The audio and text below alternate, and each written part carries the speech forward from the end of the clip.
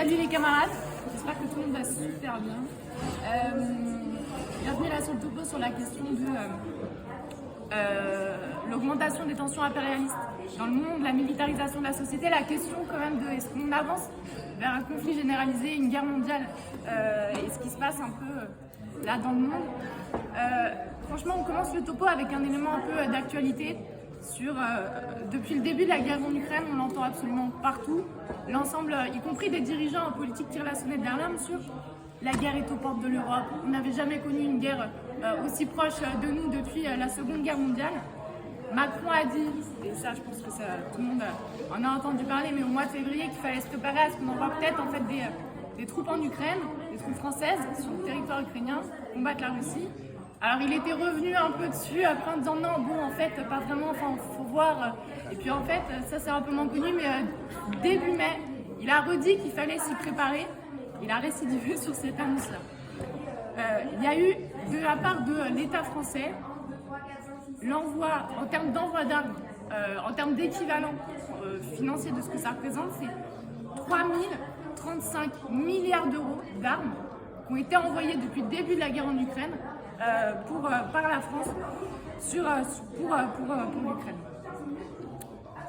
Tout ça, en fait, la question des armes, de l'envoi des armes, c'est pas juste l'État français envoie des armes et puis les Ukrainiens ils se démerdent avec, ils envoient des équipements qui sont hyper perfectionnés et qui demandent d'envoyer des militaires sur le terrain, des instructeurs militaires pour apprendre comment tu joues en fait avec ce type de jouet extrêmement dangereux. On vous passe juste, il y a eu en fait, il y a une dizaine de jours, l'ambassadeur de la Russie en France qui a été interviewé par BFM TV et qui, je trouve, dit de la manière la plus claire parmi l'ensemble des dirigeants bourgeois les risques qu'il y a sur la question de la guerre en Ukraine et de ce que ça peut générer. Je ne sais pas si tout le monde voit. Il représente une cible tout à fait légitime. Comment interpréter ces propos? C'est une nouvelle provocation? En France, vous avez un vieux principe que vous connaissez mieux que moi, la guerre comme la guerre. Donc si vous envoyez vos spécialistes, vos instructeurs, vos conseillers militaires, vous pouvez les appeler comme vous voulez, mais le mot-clé ici c'est militaire. Si vous envoyez vos militaires en Ukraine pour qu'ils forment les combattants ukrainiens comment mieux cibler et tuer les Russes, bien sûr ils se rendront compte du fait que ces spécialistes militaires, ces instructeurs militaires constitueront naturellement une cible légitime pour les forces armées russes. Ça ne doit pas vous étonner, je vous répète, à la guerre pour la guerre. Vous entendez au fond ou pas? Je peux monter un tout petit peu. Sinon on met l'enceinte. Ouais, ce que je veux dire, Ouais, bah vas-y. Le plus important, c'est ce qu'il dit là. C'est à partir de maintenant, c'est une nouvelle consigne qui a été donnée aux militaires russes de la question. La partie russe a commencé déjà à évoquer ce genre d'avertissement depuis les premières déclarations de la partie française, depuis le mois de février, sur la perspective de l'envoi des troupes françaises, en général occidentales, en Ukraine. Là, c'est bien de nouveau, on le répète et on continue à avertir des soldats pour éviter. C'est un avertissement assez clair. Ces déclarations sont inédites. Pourquoi sont-elles faites et formulées aujourd'hui et maintenant par le porte-parole du Kremlin? Qu'est-ce qui a changé là, l'espace de quelques jours? Comme vous le voyez, d'après les déclarations que nous entendons de Paris, cette idée d'envoi des troupes occidentales en Ukraine se concrétise, se cristalise. Là, au fur et à mesure, nous aussi nous investissons justement pour éviter cet affrontement direct de nos troupes sur le front. Et cette consigne vaut aussi pour les instructeurs américains ou britanniques s'il y en a? La sécurité, bien sûr. Et c'est ça qui est très dangereux parce que ça augmente énormément les risques d'affrontement direct entre les puissances nucléaires. Donc la France qui est en première ligne aujourd'hui du front anti-russe. Bon, désolé, je pensais qu'on aurait une salle où on entendra plus. Je sais pas si vous avez tout, tu peux l'éteindre. C'est l'ambassadeur de Russie, c'est ça? C'est le porte-parole de l'ambassade de Russie en France qui s'appelle Alexander Makogonov. bon, du coup, je sais pas si vous avez très bien entendu ce qu'il dit. Ce qu'il explique, c'est simple, c'est en fait, peu importe si vous envoyez des instructeurs ou des formateurs, là, ce qui est important, c'est que vous êtes en train d'envoyer des militaires français sur le sol ukrainien, qu'on va les tuer parce que on va... en fait, il y a énormément de morts là en Ukraine. Et ce qu'il explique, c'est que ce que ça va entraîner, c'est l'accélération vers de potentielles confrontations militaires directes entre des troupes impérialistes et la Russie. Et que là, en fait, les États bourgeois sont en train de mettre le pied dans cet engrenage-là. En fait, après la fin de la guerre froide, quand les États-Unis ont gagné la guerre froide, il y a eu... bon, déjà, ça a affirmé les États-Unis comme une puissance impérialiste dominante d'une hégémonie incontestable dans l'entièreté du monde. Et à ce moment-là, la bourgeoisie disait que la mondialisation allait amener la paix et la démocratie dans l'entièreté du monde. La réalité, les camarades, c'est que depuis la Seconde Guerre mondiale, il n'y a pas eu une journée sans guerre dans le monde, pas une seule. Je voulais citer un petit peu les conflits, je squeeze ce truc-là, mais par exemple, ne serait-ce que sur la guerre en Ukraine, enfin là, ce qui est comptabilisé en termes de morts, c'est à minima 150 000 morts du côté russe et à minima 100 000 du côté ukrainien, sans compter les civils. Et les estimations plus hautes, elles parlent de au moins 500 000 morts, là, dans ce qui est en train de se passer. En fait, un des aspects essentiels de la mondialisation, ça a été le redéploiement de l'industrie mondiale du nord au sud. Donc avant, c'était l'Angleterre, c'était l'Europe, c'était les États-Unis. Maintenant, c'est beaucoup, en fait, le continent asiatique. Ça implique un truc extrêmement important à comprendre, c'est que la base industrielle, en fait, la base de la puissance capitaliste, elle est redistribuée dans le monde. Et en fait, les pays impérialistes, ils ont joué un jeu extrêmement dangereux. En fait, ils ont rebattu les cartes, quoi. Ils ont rebattu les cartes et ils ont donné des as à des pays qui étaient des petits pays, qui aujourd'hui se posent le problème d'utiliser ces as contre ces puissances-là et qui ont besoin, en fait, d'étendre leur puissance propre. C'est ce qui se passe, en fait, avec la Chine, par exemple, mais la Russie, des pays du Moyen-Orient aussi. Et en fait, le capitalisme, il a un développement qui est inégal, c'est-à-dire que les puissances, les entreprises, elles ne se développent pas toutes au même rythme. Elles grandissent de manière anarchique, chacune de son côté, en concurrence, en cherchant à se bouffer les unes entre les autres. Et tout ça, ça amène forcément à des guerres qui font partie intrinsèquement du développement du capitalisme en propre. Et dans un système qui est articulé autour de la concurrence entre les capitalistes, et ce rebattage des cartes, il va amener forcément à des secousses et à des nouvelles guerres interimpérialistes. En fait, il faut commencer par s'intéresser à trois éléments. Le premier, je pense, c'est la question de les États-Unis, la Chine et en fait de Taïwan. En faisant sur même l'aspect puissance militaire, les États-Unis, on le sait tous, c'est la première puissance économique, c'est la première puissance militaire aussi. La Chine est le pays qui est le plus proche derrière en deuxième position d'un point de vue militaire. Les États-Unis distancent l'entièreté du monde de très très loin. Le budget militaire des États-Unis, c'est 916 milliards d'euros pour cette année. Et ils ont prévu une loi de programmation annuelle qui augmente de 100 milliards d'euros jusqu'à 2028 le budget de l'armée des États-Unis. La Chine, elle a augmenté son budget militaire de 6% en 2023 par rapport à 2022. Et en fait, la Chine, en réalité, le seul truc qu'elle peut faire aujourd'hui, c'est un peu contester l'hégémonie de l'impérialisme des États-Unis. Pas grand-chose de plus en réalité à cette étape en tout cas pour l'instant, mais par contre la constitution d'un bloc Chine-Russie constitue une menace extrêmement sérieuse pour les puissances dominantes aujourd'hui. Un des éléments qui cristallise, je trouve, de la manière la plus avancée, cette concurrence-là entre les États-Unis et la Chine, c'est marrant de voir que c'est un si petit truc et que c'est un rôle si important. Je ne sais pas si vous voyez tout ce que c'est les semi-conducteurs. C'est des toutes petites puces qui sont dans l'entièreté de ce qui est produit, que ce soit un grille-pain, que ce soit un ordinateur, que ce soit un téléphone, que ce soit les lampes là qu'on a au-dessus de nous. Bon,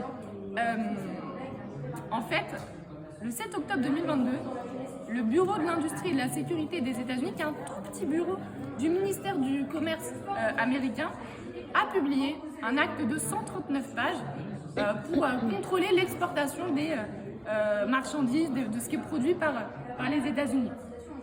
Dans cet acte, le gouvernement américain, il a dit vouloir limiter la capacité de la Chine à produire, voire à acheter des puces haut de gamme. En fait, c'est une mise à jour des règles d'exportation, quoi, et des contrôles qui visent, enfin, ils le disent un peu comme ça, qui visent essentiellement à éradiquer de fond en comble l'ensemble de l'écosystème chinois et des technologies de pointe.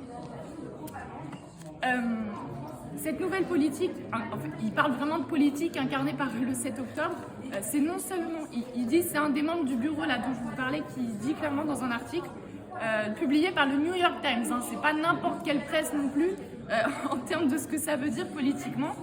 Non seulement nous n'allons pas permettre à la Chine de progresser davantage sur le plan technologique, mais nous allons activement inverser l'état actuel de la technologie.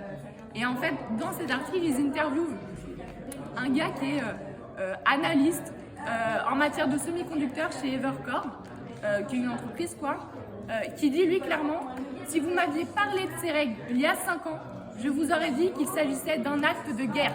Nous devrions être en guerre. Les semi-conducteurs, bon, c'est ce que je vous disais, en fait, un gars qui bosse chez Evercore aux États-Unis, qui est un scientifique en fait hyper up dans l'entreprise. Bon, les semi-conducteurs, c'est littéralement la technologie la plus avancée que l'humanité n'ait jamais produite. C'est un truc, enfin franchement, moi j'ai découvert à quel point c'était sophistiqué en regardant, mais c'est en fait, il y a des milliards de composants microscopiques informatiques par puce, et il y a entre 10 à 20 milliards de transistors. En fait, c'est des petits interrupteurs qui s'animent, qui font que le circuit électrique marche dans la puce. Les usines qui produisent ça, c'est les usines les plus chères du monde, qui réalisent des opérations de fabrication qui sont extrêmement complexes et qui qu'on puisse développer par ailleurs par la mondialisation, la mise en commun de tout un tas de recherches qui avaient été faites. Et aujourd'hui, les États-Unis ils tentent de mettre la main de manière totalement exclusive sur ça. Ouais, ok. Je vais squeezer plein de trucs, je pense, parce que sinon on va faire 1h30 de topo. Ce que ça impliquait l'accord du 7 octobre, c'est que la Chine n'a plus le droit ni de vendre, ni d'utiliser des semi-conducteurs produits de près ou de loin par les États-Unis. Ils n'ont pas le droit d'utiliser, ils n'ont plus le droit en Chine d'utiliser un composant ou même un logiciel qui provient des États-Unis. Il suffit que tu aies un tout petit bout de machine sur une ligne de production qui vient des States, tu peux pas vendre en fait ta puce, tu peux pas t'en servir, tu peux pas l'utiliser. Ils ont même plus le droit d'utiliser Android. Pour vous donner une idée de à quel point c'est extrêmement élevé ce qui s'est passé.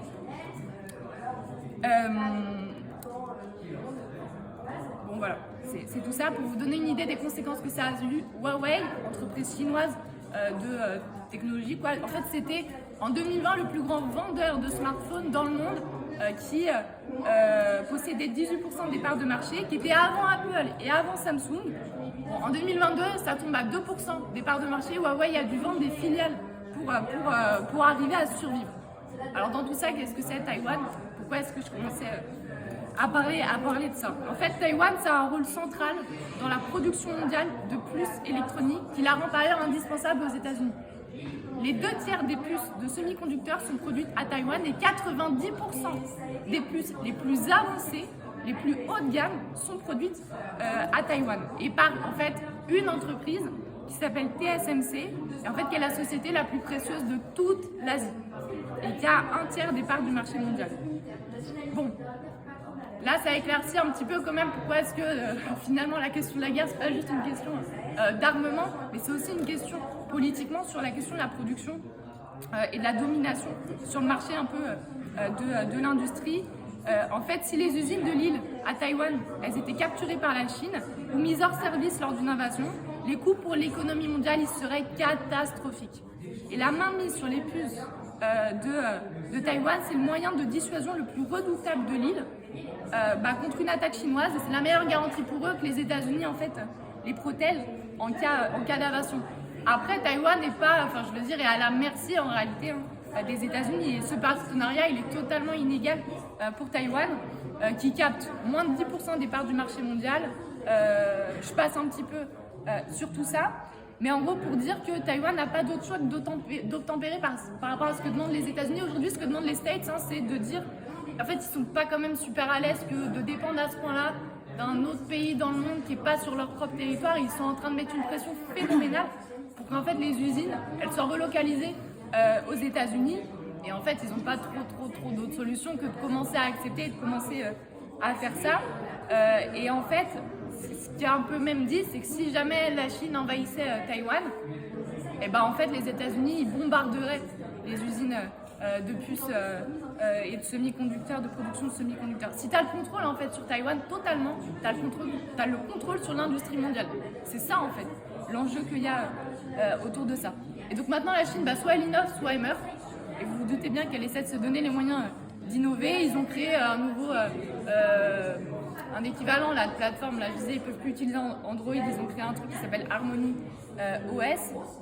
Bon, bref, les contrôles, ils n'arrêteront pas la Chine de façon permanente.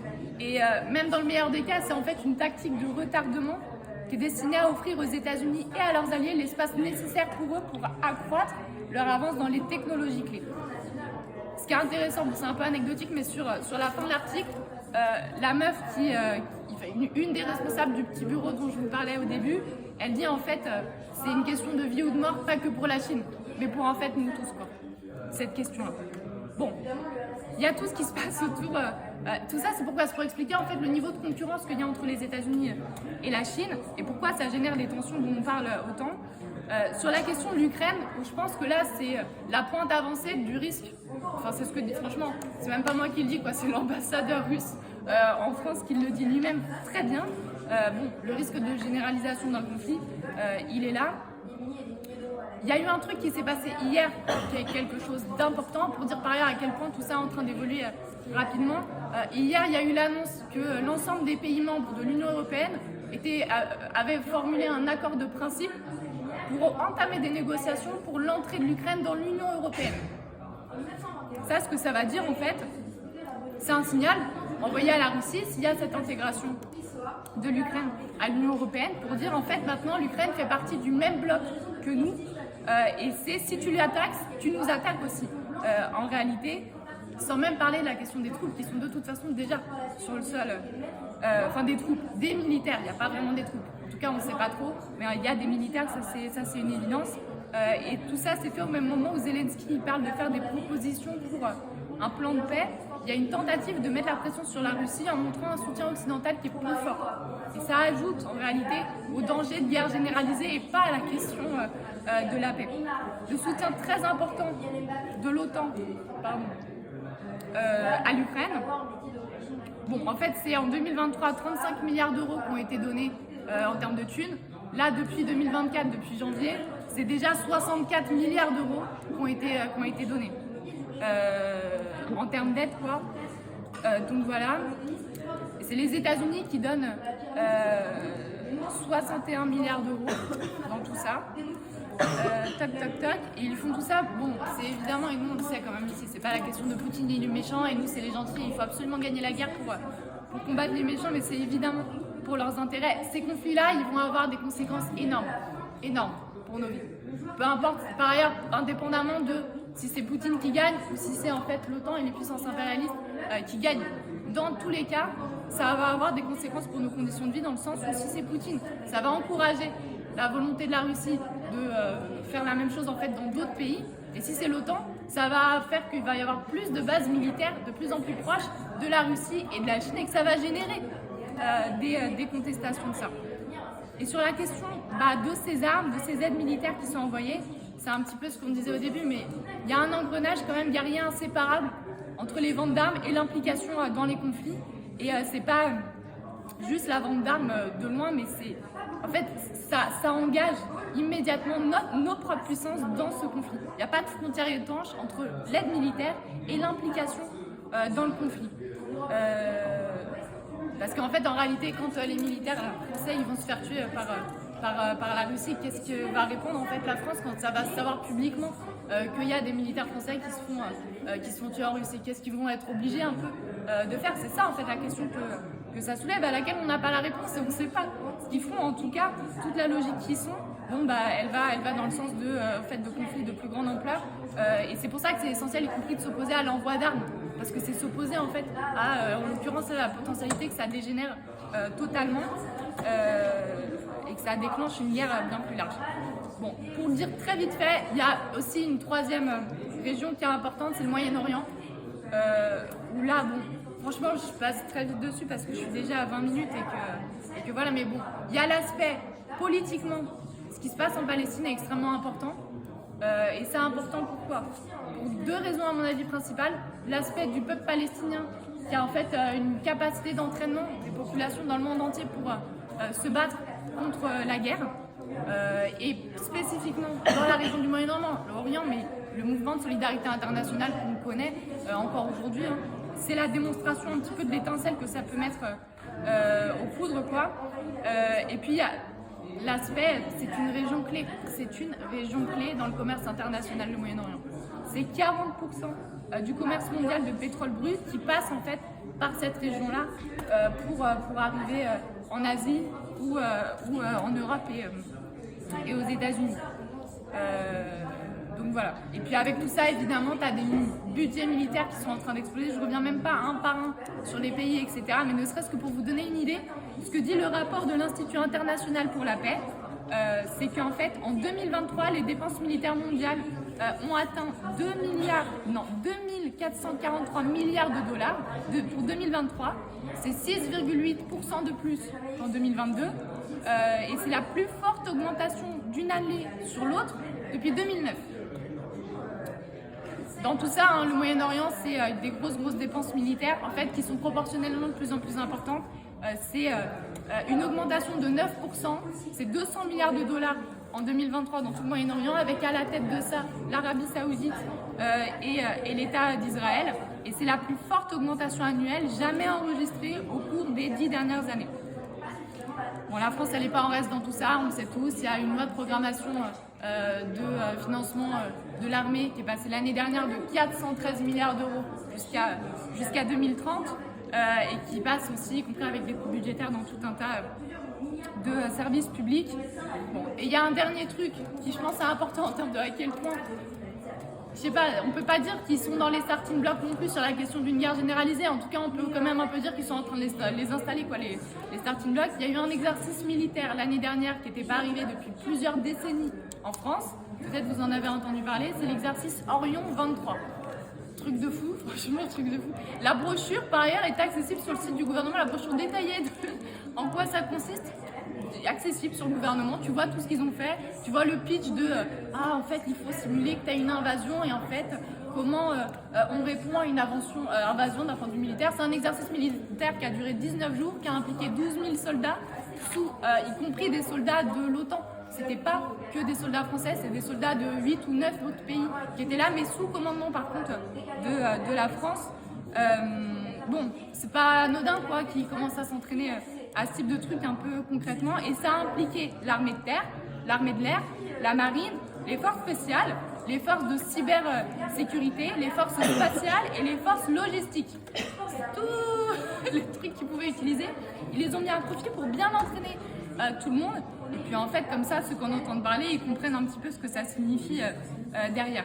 Bon voilà, le risque d'embrasement, il n'est pas lointain, au contraire. Alors il y a tout ce que je viens de dire là, mais il y a les conséquences un peu concrètes que ça a dans nos vies, c'est-à-dire les conditions de vie qui se dégradent parce que c'est de plus en plus de budget pour les armées. Là, sur la question des coupes budgétaires, c'est 10 milliards d'euros qui ont été coupés cette année. Ça va être 20 milliards d'euros le plan d'économie sur les services publics l'an prochain. Il y a la question du service national universel qui est quand même pas anodine dans tout ça, et la préparation. Je veux dire, eux, ils se préparent sur le terrain militaire et ils préparent un peu la population d'un point de vue idéologique à se dire à un moment, va peut-être falloir y aller. Et on commence à mettre en place les rouages de mettre ça dans la tête, notamment des plus jeunes, avec la question du SNU. Oui, en fait, quand même, pour comprendre un peu pourquoi l'impérialisme mène à la guerre, il faut revenir vraiment, pour comprendre pourquoi on dit en fait genre que le capitalisme porte en lui la guerre. Et pourquoi du coup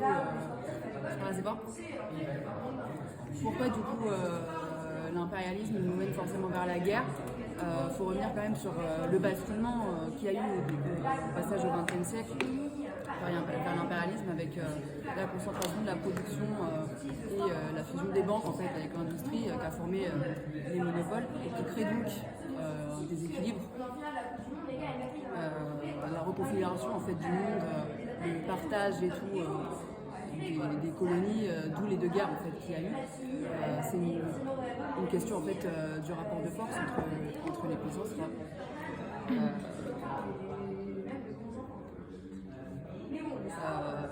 L'un des exemples qu'on a de ça un peu récent, c'est quand même la Kanaky, quoi, qui a été un territoire qui avait été colonisé par la France en 1853 pour pouvoir exploiter ses ressources. En fait,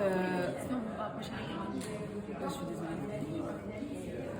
En fait, c'est quand même 30% des réserves mondiales du nickel qui sont concentrées dans ce territoire-là. Donc c'est forcément un investissement de choix, quoi. Encore aujourd'hui d'ailleurs, notamment par rapport à la concurrence avec la Chine, puisque c'est un peu un matériau nécessaire c'est un matériau vraiment nécessaire à la production des batteries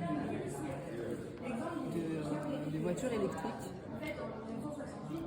C'est en fait à ça qu'elle sert la démarche colonialiste dans l'impérialisme, c'est asseoir la domination d'une puissance pour assurer les intérêts de sa bourgeoisie et le tout en fait, sur le dos des populations, au mépris en fait, des conséquences que ça peut avoir sur l'environnement et tout ça, et sur tout ce qui se passe par rapport aux classes laborieuses.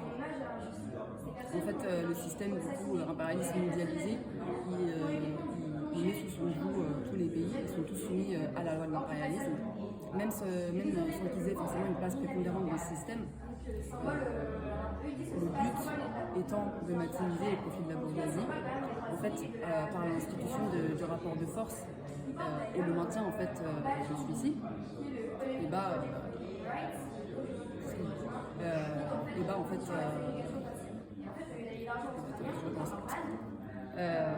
si c'est ça. Pardon, je me répète.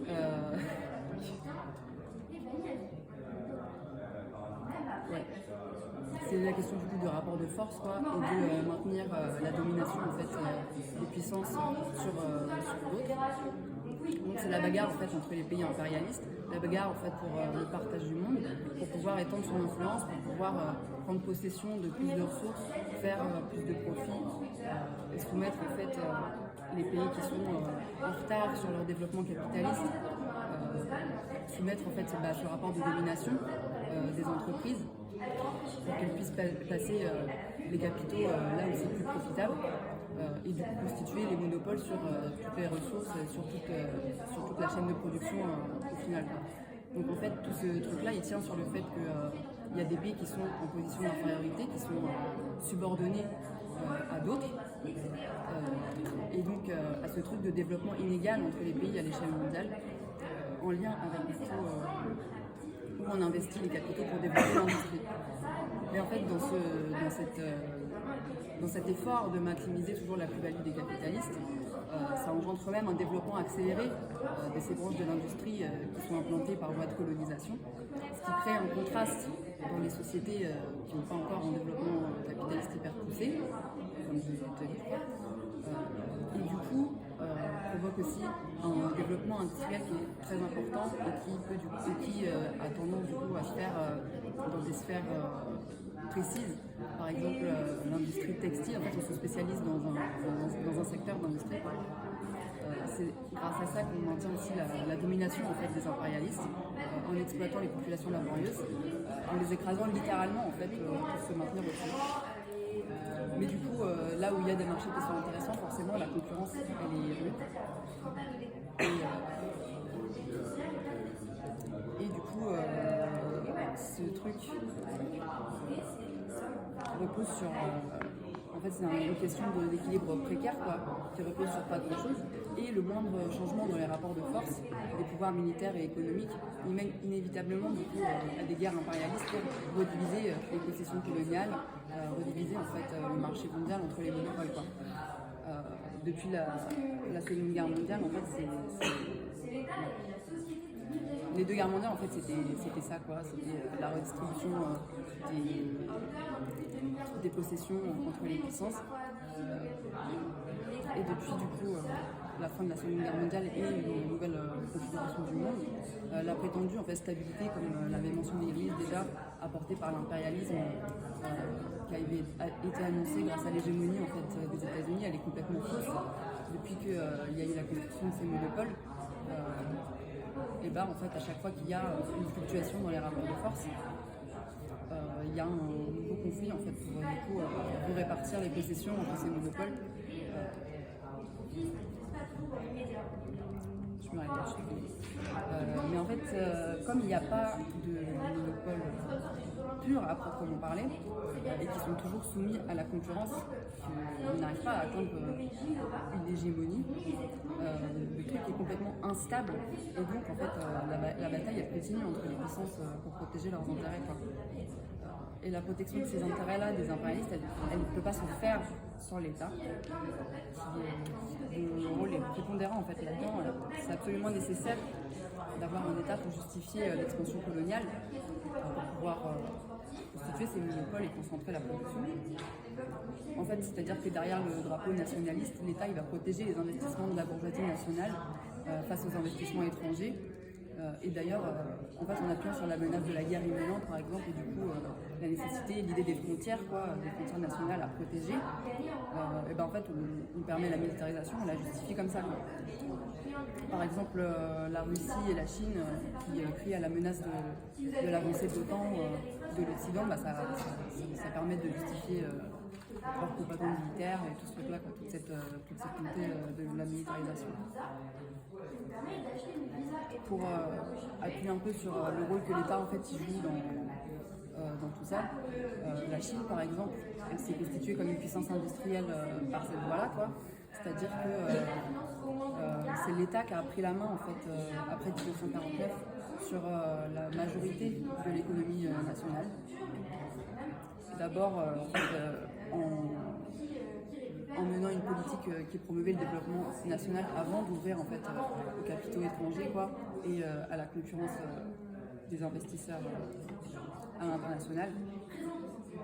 En fait, elle a offert du coup, à partir de ce moment-là, elle a accueilli toutes les délocalisations dérivées occidentales, en assurant, en fait, en offrant aux puissances occidentales une plus-value assurée par sa main-d'œuvre en fait, qu'elle offrait à très bas coût, mais surtout très nombreuse et déjà entre guillemets docile du fait de la dictature établie et de la pression que l'État lui-même mettait sur sa classe travailleuse.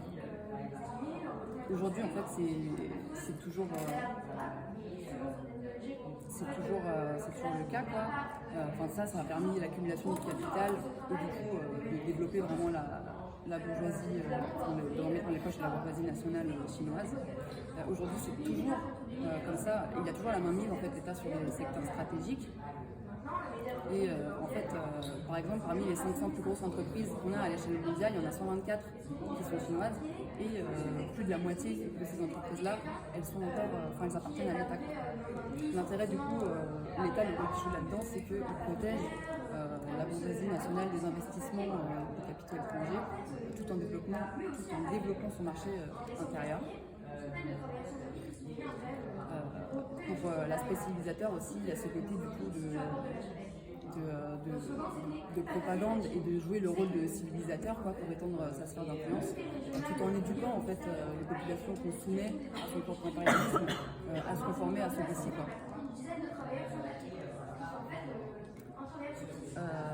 Donc je disais tout à l'heure que c'est une question de rapport de force et de comment ils sont instaurés, quoi. Après la Seconde Guerre mondiale, Héloïse, tu l'avais mentionné, les USA en fait ils ont créé l'OTAN pour affaiblir à fond l'URSS, quoi. Et en 2001, en réponse à ça, la Chine et la Russie, avec d'autres pays, elles ont formé la coopération de Shanghai en fait, pour s'opposer en contre-force par rapport à ce truc-là, quoi. Donc encore une fois, pour peser dans le rapport de force. Et du coup, à partir de la chute de l'URSS, ça a encore changé la configuration du monde et ça a nécessité du coup une nouvelle distribution des possessions, des marchés, quoi. Et ce qui s'est passé, c'est qu'il y a eu un glissement en fait, de tous les ex-États membres du bloc soviétique qui ont en majorité glissé tous vers l'OTAN. Du coup, ça n'a pas trop plu à la Russie qui s'est sentie menacée. Et du coup, ça a provoqué des tensions, notamment la guerre en Tchétchénie, il y a eu l'invasion en Géorgie, et même en fait, l'invasion de la Crimée en 2014. Quoi. C'est un peu le piège en fait, qu'il y a eu qu'il y a toujours avec le rapprochement de l'Ukraine avec l'UE et l'OTAN. Bon, là, apparemment, il y a encore des développements là-dessus, c'est intéressant. À la fois, l'Alliance, en fait, l'OTAN, du coup, ça lui permet d'étendre encore son influence, d'avoir l'Ukraine qui glisse vers elle. Mais en même temps, ça exacerbe les tensions et ça aboutit, en fait, aujourd'hui à la guerre, quoi. Mais ce combat en fait, sur l'Ukraine n'est pas anodin, c'est quand même parce que c'est un endroit stratégique par rapport au passage du pétrole et au gaz naturel de la Russie vers l'Europe occidentale, quoi. C'est pour ça en fait, qu'il y a eu ce combat pour quel bloc, entre guillemets, quelle puissance impérialiste a la main mise sur le gouvernement ukrainien, quel pion en place en fait, pour être favorable à son propre impérialisme. Les Russes, par contre, en fait, ils le disent bien aujourd'hui, clairement, ils font la guerre à l'OTAN, quoi. Ils disent que oui, c'est les Ukrainiens qui en payent les frais, mais c'est la guerre face à l'Occident. Donc encore une fois, en fait, appuyer cette idée des deux blocs impérialistes. Et dans cette démarche-là, la Russie, elle s'est fait des alliés de choix dans la Chine et dans l'Iran, qui forment un super trio, quoi. L'Iran d'ailleurs, en fait, c'est une belle démonstration de comment l'impérialisme fonctionne et du poids en fait dans les rapports de force qui sont en jeu, puisqu'à la base il était quand même soumis à l'impérialisme des USA et il servait en fait de pilier de maintien de l'ordre dans la région. Et à partir du moment où il a été question de peut-être avoir un accès de la Russie sur les puits de pétrole iraniens, en fait, il y a eu un coup d'État qui a été organisé et du coup, ils ont complètement perdu leur mainmise. Enfin, ils ont placé quand même un pion pour essayer de maintenir l'ordre, les États-Unis. Mais ça a été tellement voté par la population qu'en fait, ils ont complètement perdu les pédales là-dessus et qu'il y a eu un glissement vers la Russie et ça aboutit carrément en fait, au régime aujourd'hui des ayatollahs, quoi, une dictature religieuse en gros. Donc en fait c'est ce genre de débouché-là qu'il y a avec l'impérialisme, c'est juste des crises et de la violence et un manque d'attention surtout des conflits armés. Par rapport à la Chine, l'Iran en fait, ce trio avec l'Iran il permet quand même de contourner toutes les sanctions qui sont imposées à la Chine, qui sont imposées à la Chine et à la Russie. Mais c'est des alliances commerciales en fait, qui leur permettent de faire concurrence quand même au bloc un peu hégémonique des États-Unis, puisque la Chine c'est le numéro 1 en termes de commandes de pétrole auprès de la Russie. Elle échange en fait tous les produits manufacturés à la Russie. En gros, la Chine, elle ramasse toutes les matières premières de la Russie et en échange, elle envoie tous les produits manufacturés dont la Russie elle a besoin. De l'autre côté, par exemple, de ce petit triangle-là, la Chine et l'Iran, ils ont signé un accord de coopération stratégique en 2021, un truc prévu sur 25 ans. En fait, on ne sait même pas exactement les détails de cet accord, mais quoi qu'il en soit, c'est un accord sur les plans diplomatiques, militaires et économiques, où la Chine s'engage à investir 400 milliards de dollars pour développer, entre autres, les transports en fait, en Iran, par exemple. Mais aussi, il est question de faire, sur ces 25 ans, 600 milliards de dollars d'échanges commerciaux entre les deux pays. C'est aussi d'ailleurs un accord en fait, qui a été fait en réponse à des sanctions des USA sur l'Iran vis-à-vis du pétrole, quoi. Donc c'est un nouveau moyen pour le contre-bloc de peser dans la balance de ces pays-là, quoi. Et évidemment, vu que l'Iran pèse un peu dans la balance de l'arsenal nucléaire, c'est un allié de choix pour la Russie et la Chine. Pour maintenir le rapport de force, en fait, c'est aussi une question de propagande et de parade militaire, quoi. Là-dessus, les Russes, ils organisent ce truc qui s'appelle les Army Gates chaque année, où en fait, c'est une sorte de festival de démonstration militaire de une centaine de pays qui se réunissent. D'ailleurs, la plupart de ces pays, ils sont tous sous sanctions internationales. En fait, il y a des parades de chars, des courses de relais ou carrément même des épreuves de déminage, quoi. Un bon moyen en fait pour eux d'entretenir les relations internationales. Mais appuyé dans ce rapport de force-là, c'est aussi quand même la capacité à mettre la pression à ses concurrents. La Chine, par exemple, ce qu'elle fait par rapport aux États-Unis et au point de tension avec Taïwan, c'est que sans jamais se mettre en confrontation renseignement direct, bah en fait elle va envoyer ses drones de surveillance ou ses navires et tout machin. En fait quand on cherche Taïwan dans un moteur de recherche, genre par exemple je sais pas sur le site du Monde, je sais pas quoi, tous les titres qu'on trouve c'est toujours Taïwan a détecté tant de navires ou tant de ballons de la Chine sur ses côtes et tout machin quoi. C'est juste en fait pour viser les États-Unis par proxy. L'impérialisme français dans ce domaine-là, il se démarque aussi puisque en fait on a une présence sur tous les continents, Pierre Mélenchon entre autres. C'est un truc qui met quand même en avant la capacité qu'on a à intervenir et donc la pression en fait dissuasive, j'arrive pas à parler, vis-à-vis des concurrents. Par exemple, la présence dans le Pacifique par rapport à la Chine, c'est vraiment, par contre, dans la démonstration de force, les champions, ça reste les États-Unis. Leur armée, elle est déployée dans 70 pays, à travers 800 bases militaires dans le monde entier. Un des autres appuis de l'impérialisme, qui est pas du tout décorrélé de la puissance militaire, évidemment, c'est quand même le régime autoritaire. Pour ça, le meilleur exemple, ça reste le continent africain. C'est vraiment un continent qui est plein de ressources, en fait, qui totalise 40% des réserves d'or mondiales, 30% des réserves de minerais et 12% des réserves de pétrole du monde. Du coup, forcément, tout le monde ne s'apprécie pas. Et quand bien même, en fait, on est obligé à un moment donné de donner un peu leur indépendance aux pays qui ont déjà été bien colonisés et bien pillés, en fait, on garde la main mise quand même sur ces ressources-là. On a toujours des impérialistes qui ont leur monopole là-dessus. L'ordre, en fait, il reste en place grâce aux pions qu'on place à la tête des gouvernements. Et il n'y a aucun souci pour les impérialistes à passer des dictateurs. Bien au contraire, à partir du moment où ils défendent leurs intérêts, il n'y a pas de souci. Tant que les populations sont bien matées. C'est quand même en Afrique, le continent où il y a le plus de guerres, c'est aussi le continent le plus pauvre. Comme en fait, il faut se départager toutes les ressources et qu'il y a toujours du coup, la course aux capitaux, la course au profit, et que tout le monde veut maximiser les siens. Il y a tout le temps des fluctuations dans les rapports de force et donc en fait il y a tout le temps des conflits armés partout.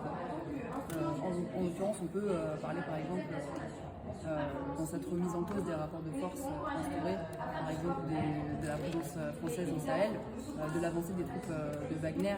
Et donc, en fait, cette remise en question de l'impérialisme français par la Russie, même si c'est encore un peu indirect, quoi.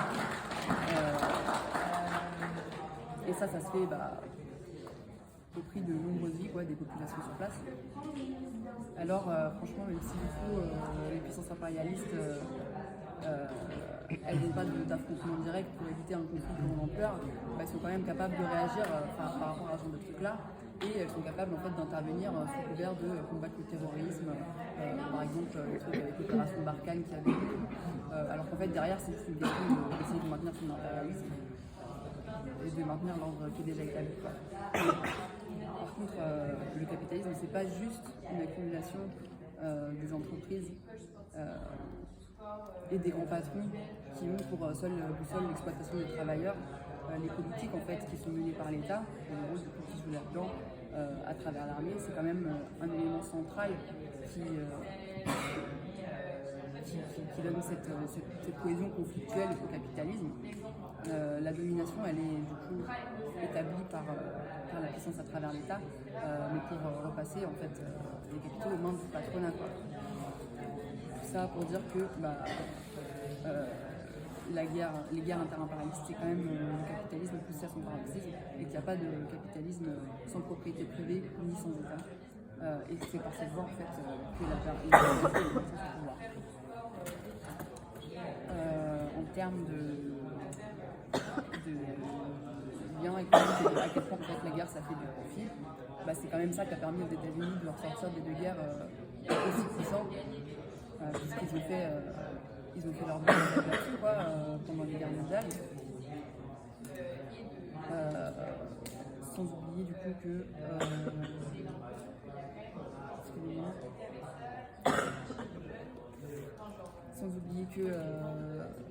c'est quand même les cartels, les monopoles qui se partagent le globe. 40% de l'économie mondiale est aux mains en fait, de 150 multinationales. On nous a dit aussi que l'État protégeait les intérêts des capitalistes. reprenons pour ça l'exemple un peu de l'Ukraine, parmi les 100 plus grandes entreprises du secteur de la vente d'armes à l'échelle mondiale, le top 5, c'est toutes des entreprises américaines qui, à elles seules, en fait, ont vendu en 2021 192 milliards, un tiers du total mondial, je crois que tu l'avais cité. La première sur la liste, c'est Lockheed Martin. Et en fait, la guerre, ça profite bien parce que rien que dans la première semaine de guerre en Ukraine, elle a vu son cours augmenter de à peu près 20%. Quoi. Donc c'est quand même vachement profitable comme marché, la guerre.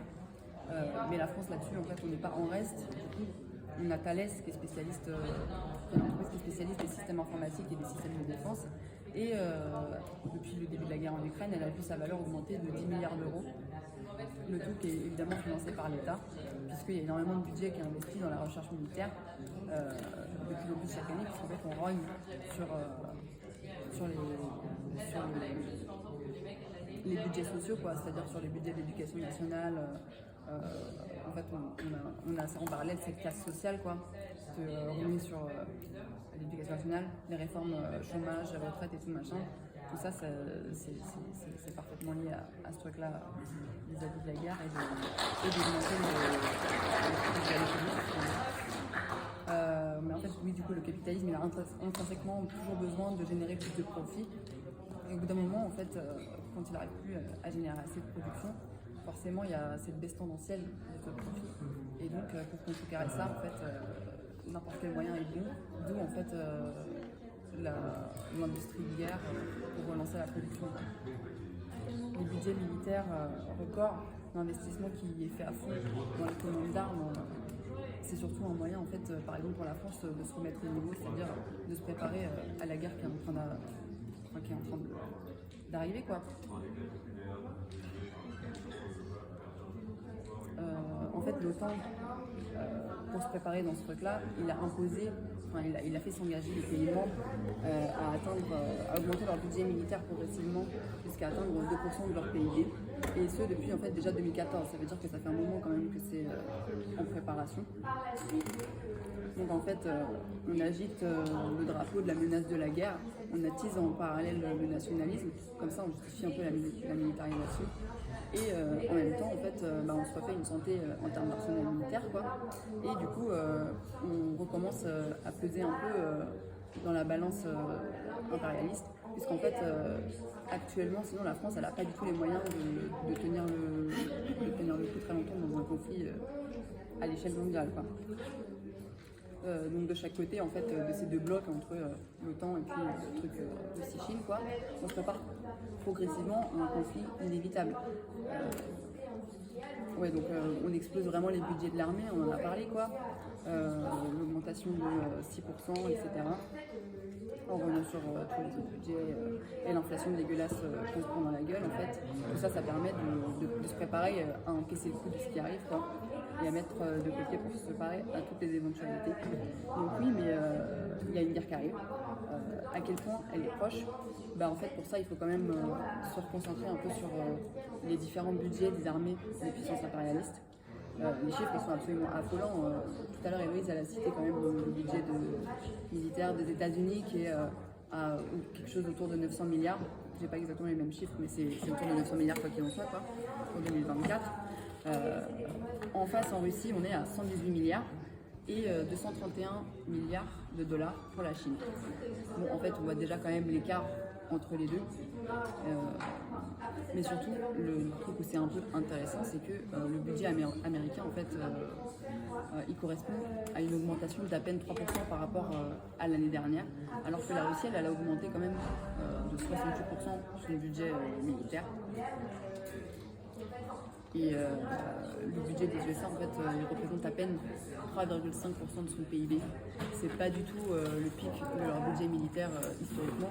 Ça veut dire quand même qu'ils ne se sentent pas encore inquiétés dans les médias, sinon on aurait déjà eu ce basculement en fait, de l'industrie vers la militarisation, vers la production militaire.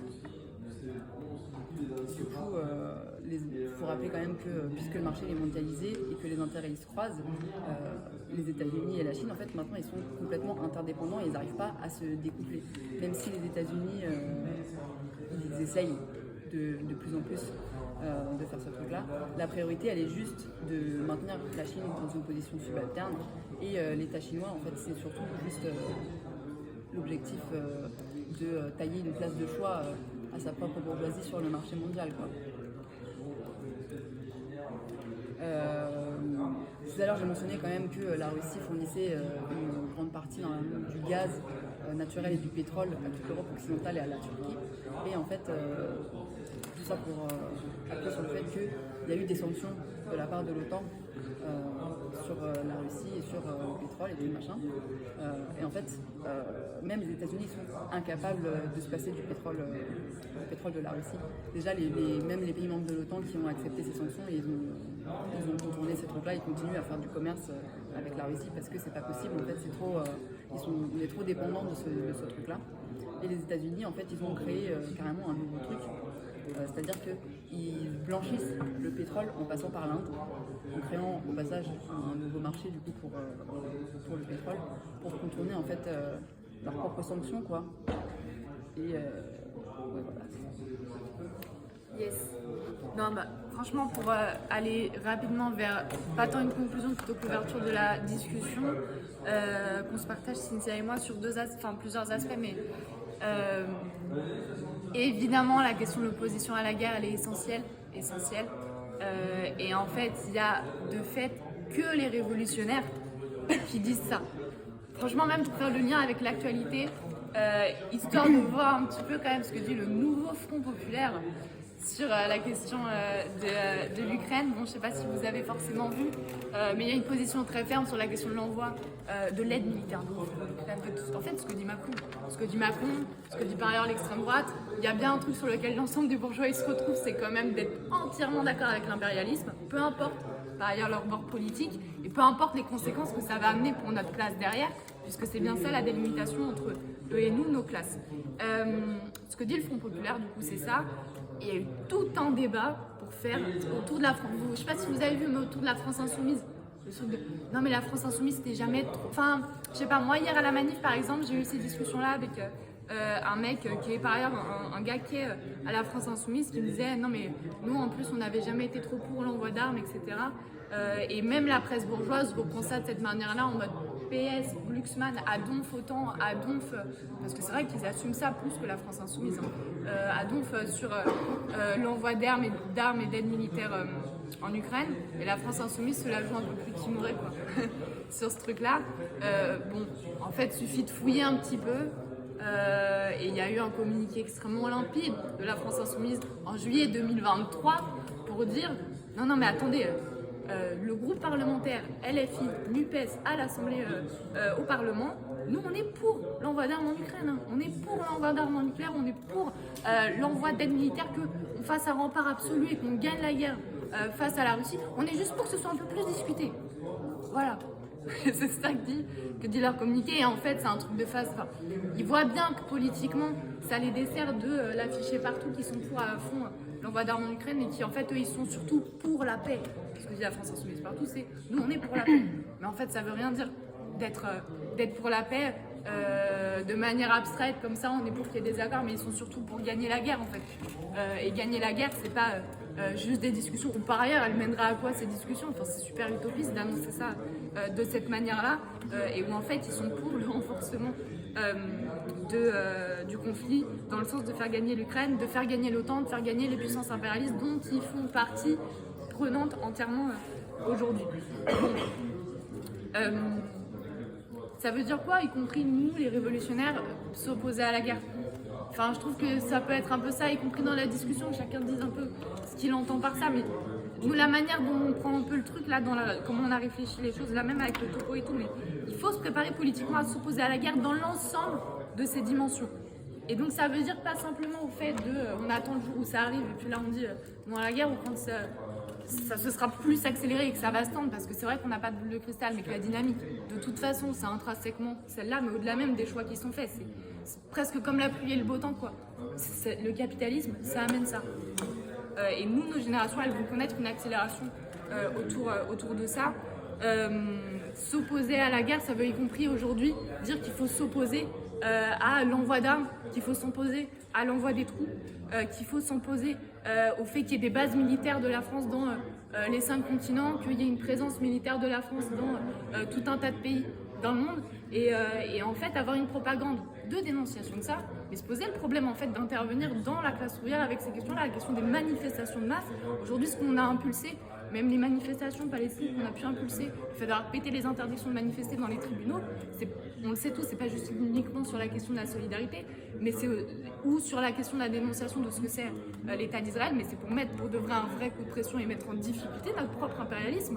On fait ça, y compris dans des trucs qu'on fait au quotidien, qu'on a fait là ces derniers mois. Mais la question des grèves, en fait, elle serait essentielle et centrale dans tout ça. Et que nous, on aille dans le sens de défendre ces perspectives-là à l'avenir. Parce qu'en fait, si tu fais pas ça, tu te retrouves à la remorque en fait, de notre gouvernement. On se retrouve à la remorque de notre propre impérialisme.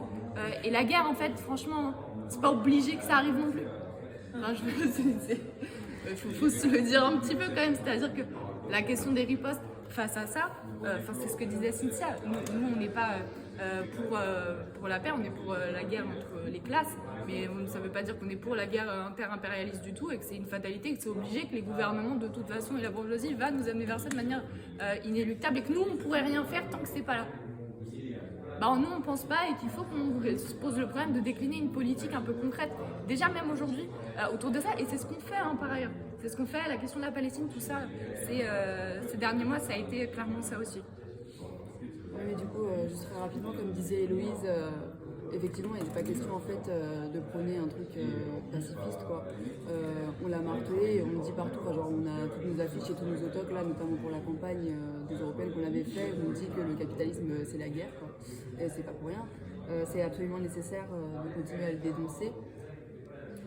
Et de s'y opposer, quoi. Impossible pour nous d'être pacifistes parce que prôner la paix, en fait, c'est forcément prôner le maintien de l'ordre déjà établi. Et comme le disait Héloïse, nous, ce qu'on veut, en fait, c'est plutôt appuyer le rapport de force de la lutte des classes, quoi. D'où l'importance, effectivement, de propager nos idées et nos perspectives sur ces trucs-là. En fait, les formes de la lutte, elles ont peut-être changé, mais pas son essence. Et la vraie guerre qui se prépare, en fait, c'est quand même une guerre de classe, quoi. Face à cette expression en fait, du capitalisme poussé à son paroxysme, c'est vraiment ce genre d'affrontement-là auquel il faut aujourd'hui qu'on se prépare. Et du coup, c'est pour ça que c'est hyper important pour nous de nous organiser et de nous former politiquement et tout. Et que effectivement, moi je suis d'accord avec ce qu'Élise a dit, il n'est pas encore condamné, même si la période elle n'est pas très sympa, quoi. Entre les résultats et tout de l'extrême droite qu'il y a eu et la menace quand même qui baisse de plus en plus de ce conflit généralisé, mais c'est encore le moment d'intervenir, parce que c'est effectivement pas une fatalité, quoi. En fait, le capitalisme, juste pour finir là-dessus, c'est quand même une logique guerrière et qui précipite toujours en fait vers ce truc guerrier, pardon. Et en fait, l'augmentation des tensions économiques et militaires, elle signifie quand même qu'à l'échelle internationale, c'est la question du rapport de force entre les classes, quoi. Et ce système juste, en fait, il fonctionne pas, il est bon à jeter à la poubelle, quoi. Il est plein de contradictions, il est incapable d'être stable. Et en fait, c'est juste un truc pourrissant, quoi, et qu'il faut juste jeter complètement, parce que sinon, voilà où ça nous amène. Voilà, merci les camarades. C'était un peu long. Salut.